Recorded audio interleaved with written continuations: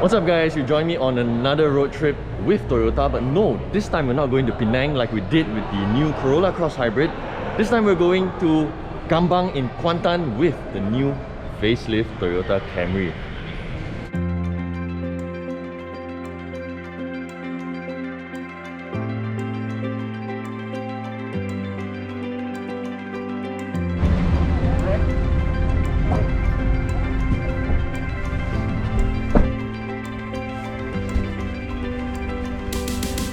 Wow. Sunshade up, seats recline, side sunshade up, aircon temperature lowers. Wow, this completely changes the rear seat experience of the Camry. I mean, aside from it looking much more elegant, inside this has to be by far the coolest new addition. I mean, put it away if you don't need it, bring it down when you do, when you feel like being in the back seat of a limo, just like a 7 Series, but in a Camry. Wow. And I must say, the controls are actually quite responsive. I like the way it illuminates, it slowly illuminates when you turn it on. But instantly, I noticed two things. This area here, as far as I've checked and tried, cannot be opened. So it's not actually like a storage compartment. You have cup holders here. And then the other thing is, you can't control the fan speed, only the temperature. That's quite a shame, I must say, because I'm sitting back here, the fan speed is a little low, feeling a little warm. I want to increase the fan speed on my own. It's not possible. So what else do we have back here? We have rear aircon vents. I've got controls on the front passenger seat to move it back and forth. We've got two USB-A ports here under the rear air vents. Cup holders by the side for a bottle about this size. And oh, I also have access to the boot. Otherwise, aside from that crucial fan speed button, I can't think of another thing that's lacking. At the moment we are on the federal highway. We're gonna turn off at NKBE to head towards Karak basically, and then from there we're gonna just blast all the way to Gambang Kuantan to Manggala Resort. I think I'm gonna take a nap first.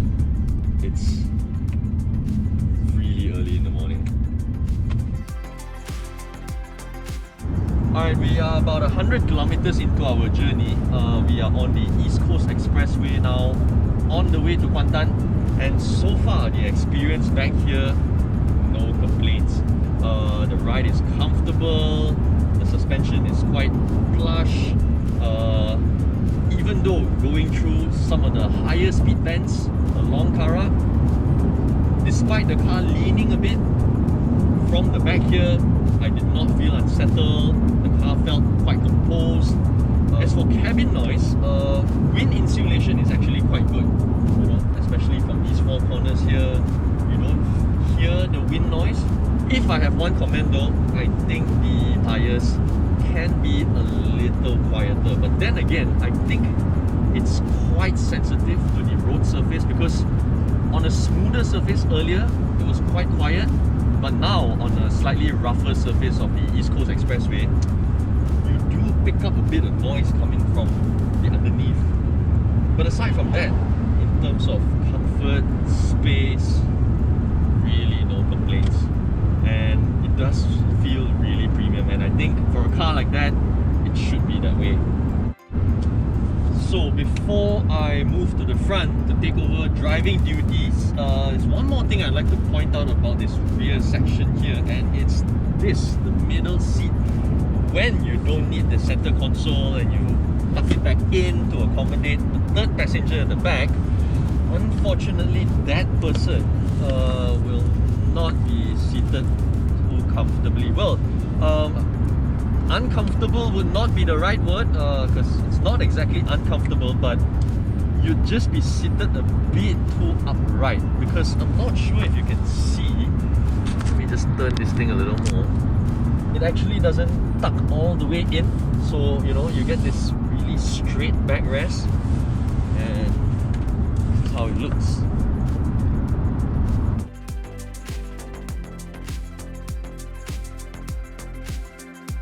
Alright, so we have exited the East Coast Expressway. We are going to drive on some back roads now. Remember I said the biggest change at the back is the center console? The biggest change up front here has to be the new 2.5 litre dynamic force engine with about 200 horsepower, 250 Newton meters of torque, paired to a new 8-speed. Previously it was 6-speed, now it's 8-speed automatic. And as for first impressions, it's so smooth. Very, very seamless, especially now on these back roads where you have to constantly pick up speed, slow down, and then pick up speed again. You really do feel how smooth the gear changes, how quickly the transmission responds, and how meaty the engine is. I have to point out, it does sound a lot quieter than the previous 2.5 litre engine in the pre-facelift model. That one, once you rev it up, it does sound a bit harsh, especially after 4,000 RPM. With this though, there is a noticeable difference. So we're cruising at about 80 kilometers an hour now. There is a bit of an empty stretch in front of me. Let me just push the throttle a bit. Wow, the gears instantly dropped and the car just picks up speed.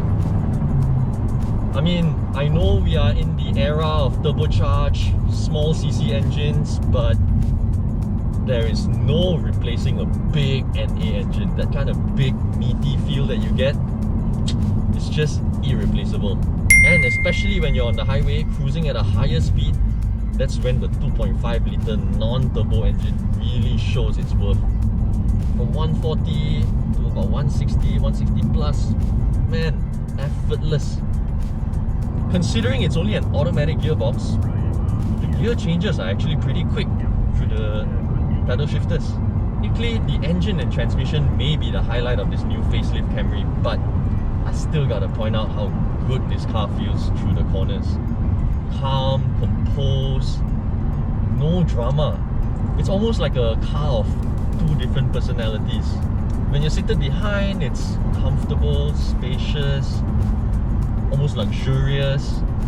And then in the front here, when you get behind the wheel, when you start driving it, turning the steering wheel, giving it a bit of gas, you get the feeling that it actually wants you to have a bit of fun. In a Camry, unlike before, where you had the very aggressive looking grey colour slats on the front bumper, now it's black, the design is a lot more subtle. If anything, it looks more elegant now. Previously they called it the beautiful monster, now perhaps the elegant monster.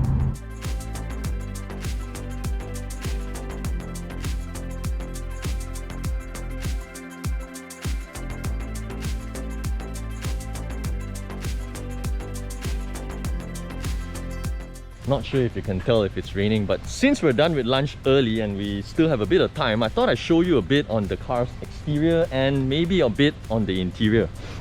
Starting with the front here, at first glance you'd think there isn't any changes, but there actually is. Especially with the front bumper section here. This area here has been completely redesigned for a more subtle, elegant look. And if you compare the pictures of the pre-facelift model, this section here has been completely redesigned as well. They've added 2 more sensors and a camera here. Nothing has changed with the headlamps, but the wheels are of a different design, but with the same tires as the pre-facelift model. Back here, the tail lights come with a darker red color and with a redesigned section here.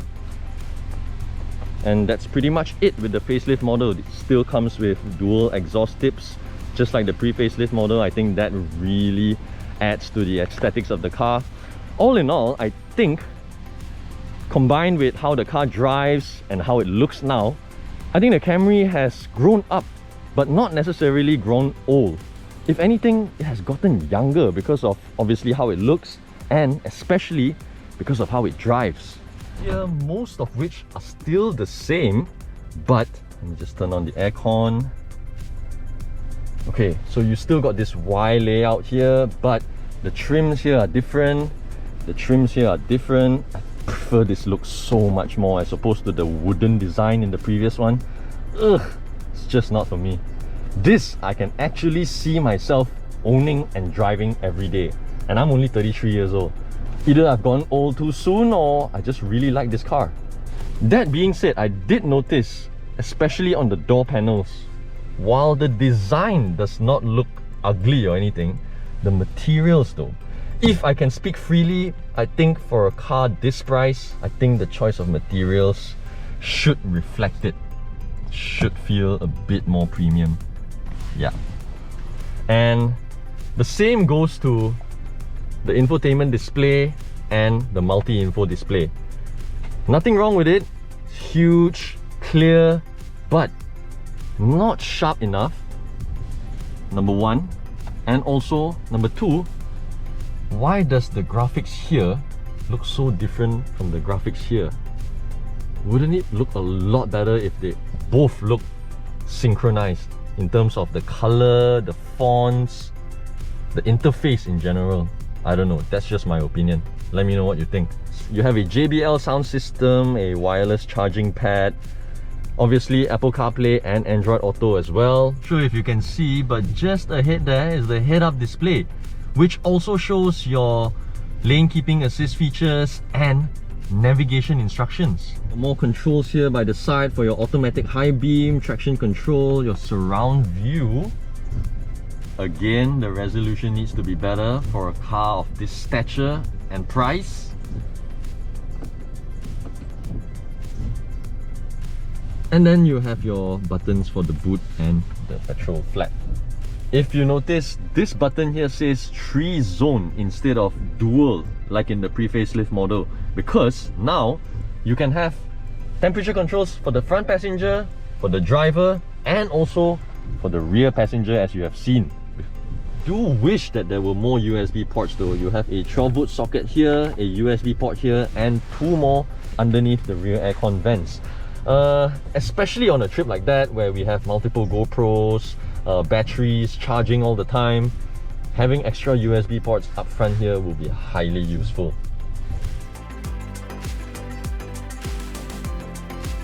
I think this is probably the most complete version of the Camry we've ever seen. It is everything you'd expect of a Camry and more. It's still as spacious, still as comfortable as all the Camrys we have ever seen, but now with the new engine, the new gearbox, couple that with the NGA platform, the double wishbone suspension, it's a complete package. It's not only comfortable, but it's actually quite pleasant and to some extent fun to drive. This car was introduced in Malaysia 3 years ago in 2018. It looked good, it looked sleek then. 3 years later, with just a few minor tweaks, it still looks just as fresh. And I think that's a testament to the design of the car and how timeless it looks.